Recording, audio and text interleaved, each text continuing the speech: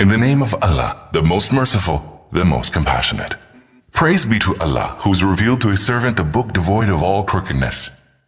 An unerringly straight book meant to warn of a stern punishment from Allah and to proclaim to those who believe and work righteous deeds the tidings that there shall be a good reward, wherein they shall abide forever. And also to warn those who say Allah has taken to himself a son, a thing about which they have no knowledge, neither they nor their ancestors. Dreadful is the word that comes out of their mouths. What they utter is merely a lie.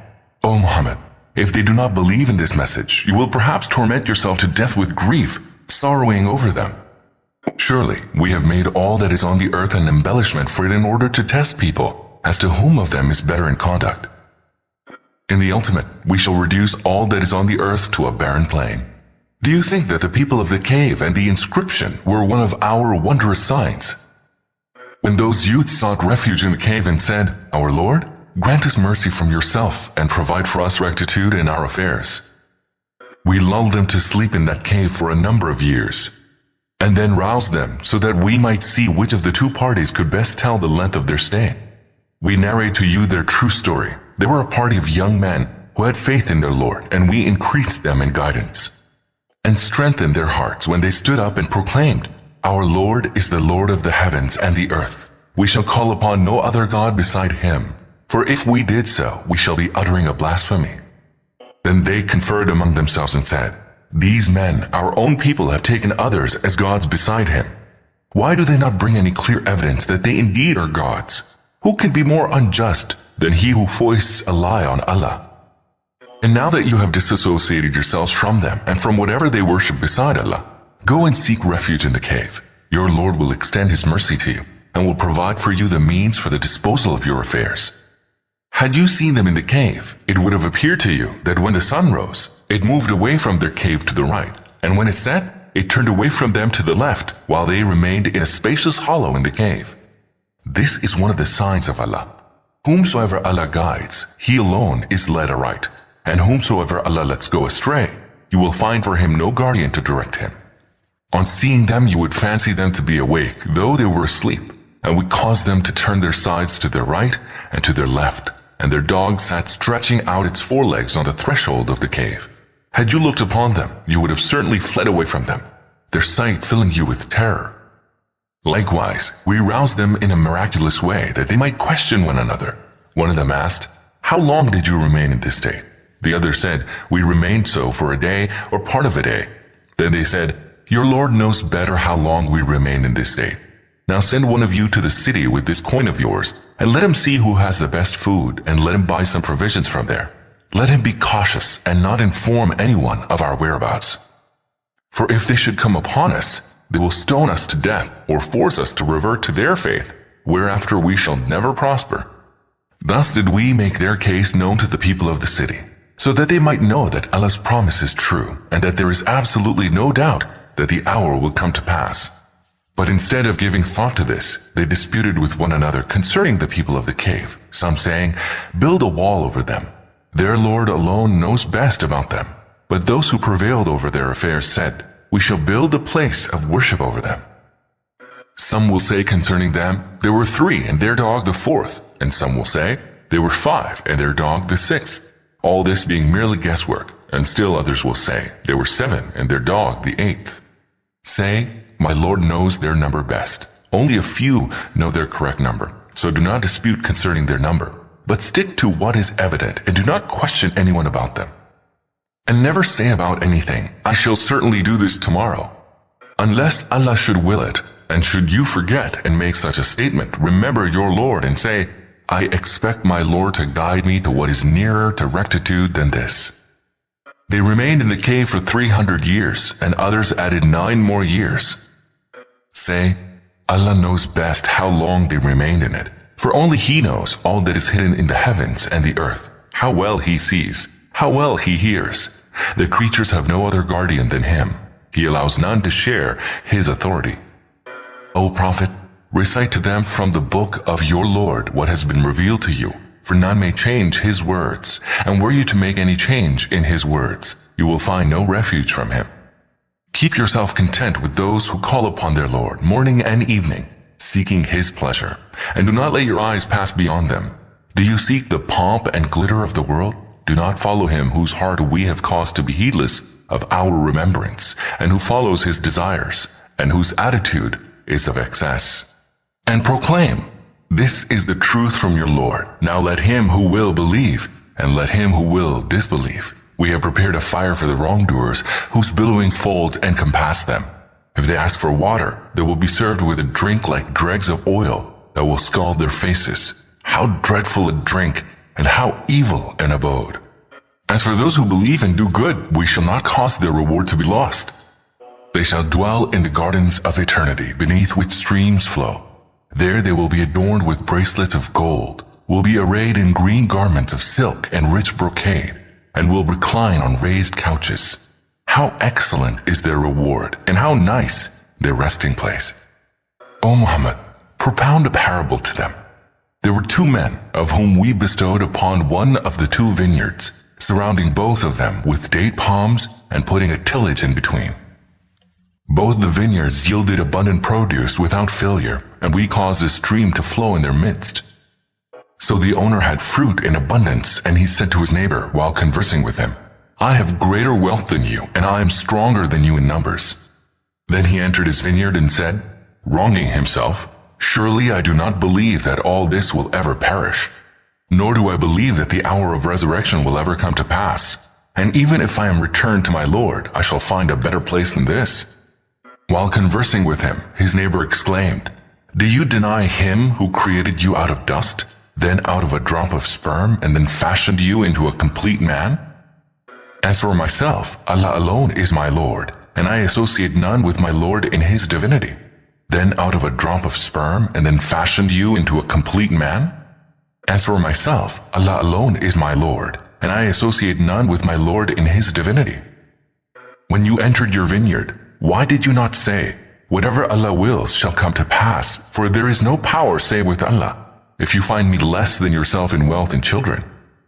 It may well be that my Lord will give me something better than your vineyard, and send a calamity upon your vineyard from the heavens, and it will be reduced to a barren waste.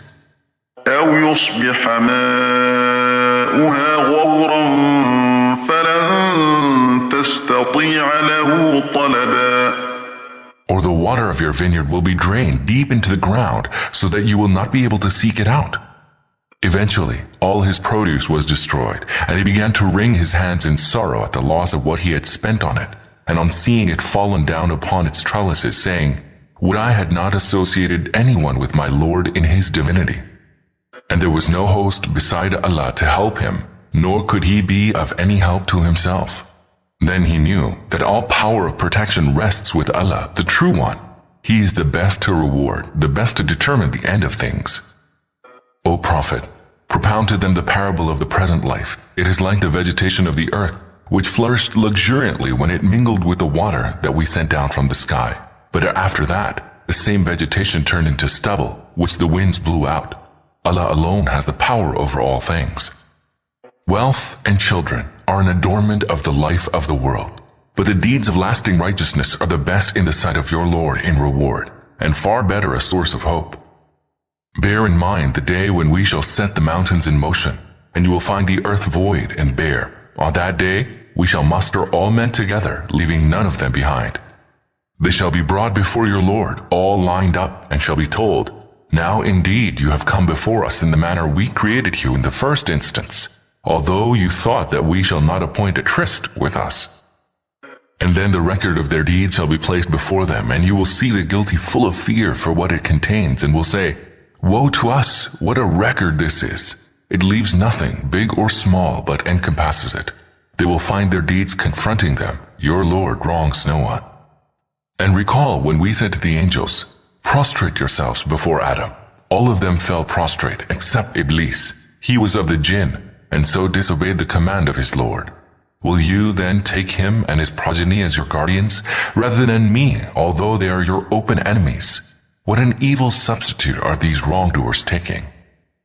I did not call them to witness the creation of the heavens and the earth, nor in their own creation. I do not seek the aid of those who lead people astray. What will such people do on the day when the Lord will say, Now call upon all those whom you believe to be my partners. Thereupon they will call upon them, but they will not respond to their call, and we shall make them a common pit of doom.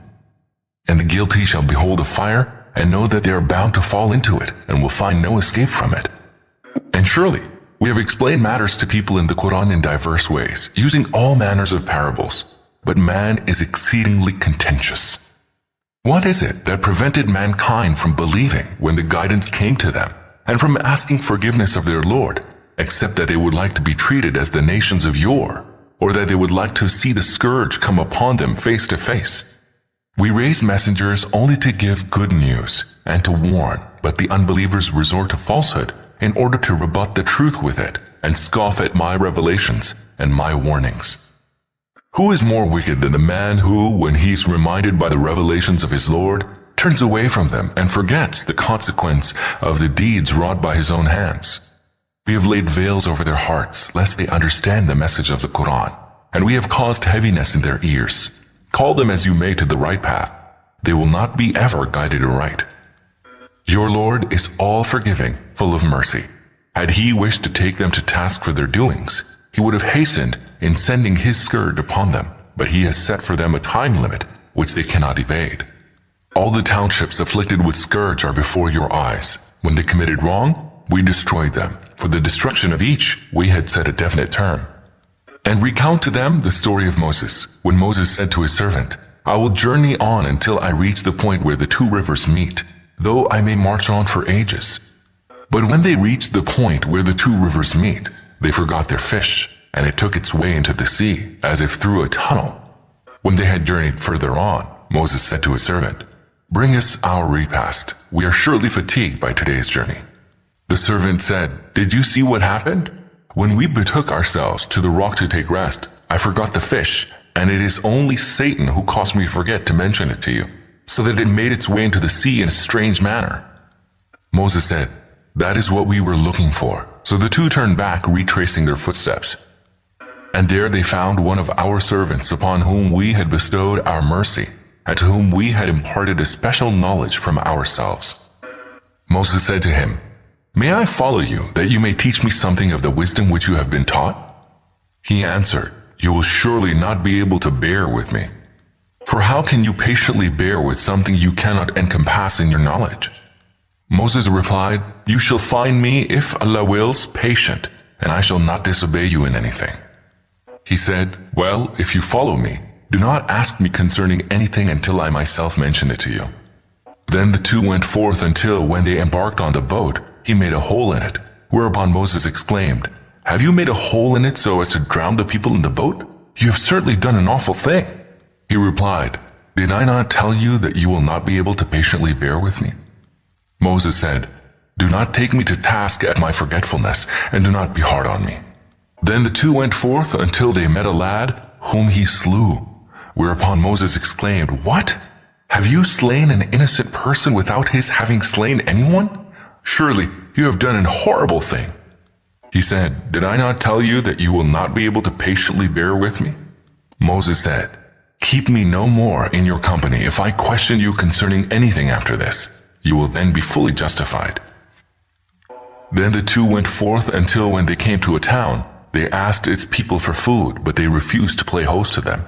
They found in that town a wall that was on the verge of tumbling down, and he buttressed it, whereupon Moses said, If you had wished, you could have received payment for it. He said, This brings me and you to a parting of ways. Now I shall explain to you the true meaning of things about which you could not remain patient. As for the boat, it belonged to some poor people who worked on the river, and I desired to damage it, for beyond them lay the dominion of a king who was wont to seize every boat by force. As for the lad, his parents were people of faith, and we feared lest he should plague them with transgression and disbelief. And we desired that their Lord should grant them another in his place, a son more upright and more tender-hearted.